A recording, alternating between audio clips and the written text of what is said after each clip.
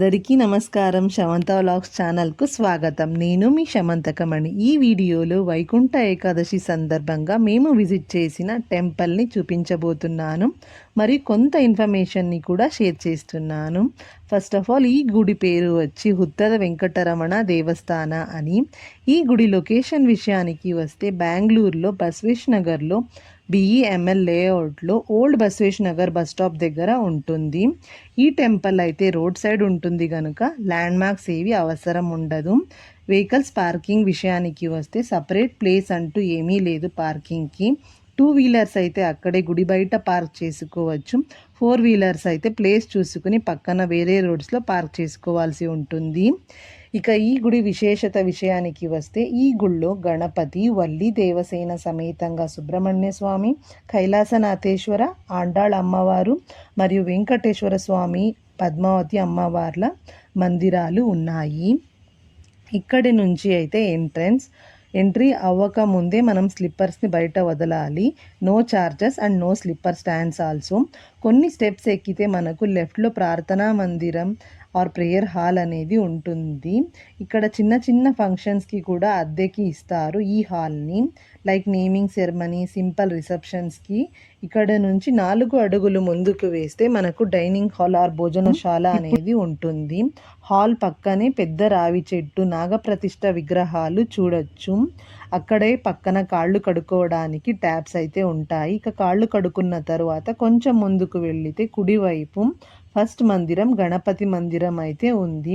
గణేశుని దర్శించుకుని ప్రదక్షిణ చేసిన తర్వాత ఇక్కడ చూపిస్తున్న మెట్ల మార్గంలో కొన్ని అడుగులు ముందుకు వేస్తే పైన మనకి ఫస్ట్ వల్లి దేవసేన సమేతంగా సుబ్రహ్మణ్య స్వామి మందిరం అయితే ఉంటుంది. దర్శించుకున్న తరువాత నెక్స్ట్ కైలాసనాథేశ్వరుడి మందిరం, ఆ తరువాత పక్కనే పార్వతీదేవి మందిరం ఉంటుంది. కొంచెం ముందుకు నడిస్తే ఇప్పుడు ఆండాళ్ అమ్మవారి మందిరం, అమ్మవారిని దర్శించుకున్న తర్వాత ఇప్పుడు ఇంకొంచెం ముందుకు వెళితే క్యూలో వెంకటేశ్వర స్వామి ఆలయం ఉంటుంది. ఇవాళ వైకుంఠ ఏకాదశి కనుక పూలమాలలతో, పలు రకాల పూలతో స్వామిని గుడిలో అలంకరించారు. పైన స్వామి దశావతారాన్ని కూడా చిత్రించారు. అవి కూడా మనం చూడొచ్చు. ఇప్పుడు పక్కనే పద్మావతి అమ్మవారి మందిరం ఉంది. అమ్మవారి దర్శనం అయ్యాక వైకుంఠ ఏకాదశి సందర్భంగా ఇక్కడ వైకుంఠ ద్వారాన్ని అయితే నిర్మించారు. విశేషంగా అమ్మవార్ల సమేతంగా వెంకటేశ్వర స్వామిని దర్శించుకుని పక్కకి వస్తే శ్రీనివాస కళ్యాణం ఫ్లెక్స్ని చూసాము. ఇక ఇక్కడి నుంచి ఎగ్జిట్కు దారి.